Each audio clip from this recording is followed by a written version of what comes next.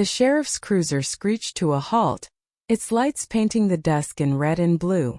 Karen, the HOA president, stood smugly on my front lawn, her arms crossed, her voice dripping with triumph as she pointed at the survey stakes marking my property. "This lot's been sold, ma'am," she declared, her eyes glinting with malice. "You're trespassing. Pack up or the deputies will." My heart sank. I'd inherited this land from my grandmother, a half-acre of memories where I'd planned to build my dream home. Sold? Impossible. I clutched the deed, my hands trembling as the deputies watched, unsure. Karen's smirk widened, but I wasn't about to let her rewrite my future. I spent that night poring over documents, my coffee growing cold as I uncovered the truth. The HOA, led by Karen, had exploited a clerical error in the county records to sell my lot to a developer for a quick profit. My grandmother's land, where I'd scattered her ashes, was now a bargaining chip for their gated community's aesthetic upgrades. Fury replaced my shock. I wasn't just fighting for land. I was fighting for her memory. But Karen had underestimated me. I wasn't some pushover she could bully with her clipboard and bylaws. Digging deeper, I found a loophole. The HOA's sole access bridge to the community crossed a sliver of my lot. They'd built it without an easement. That bridge was mine to control. The next morning, I stood at the bridge's entrance, a chain-link gate now barring the way.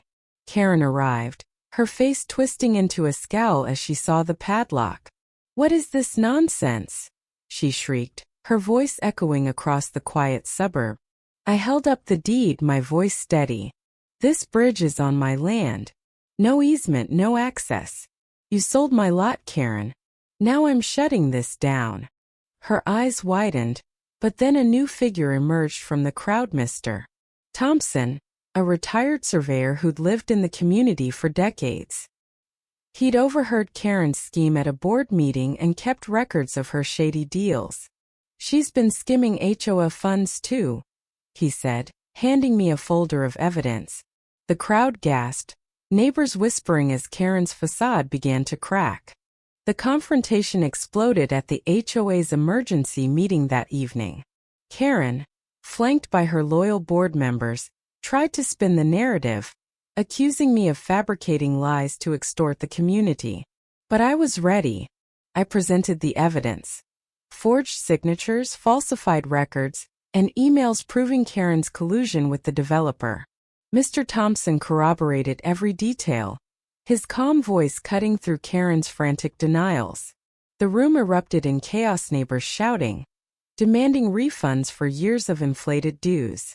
Karen's face turned ashen as a deputy, now investigating her for fraud, stepped forward.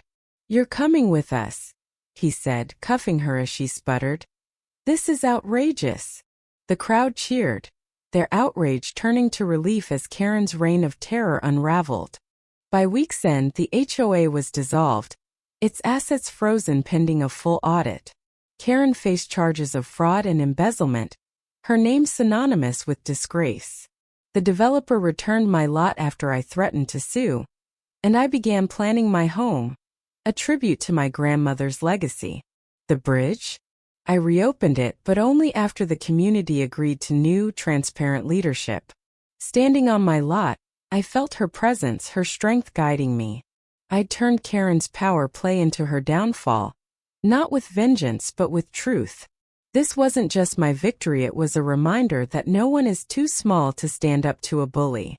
What do you think? Did I do the right thing, or should I have let it go? Share your thoughts below.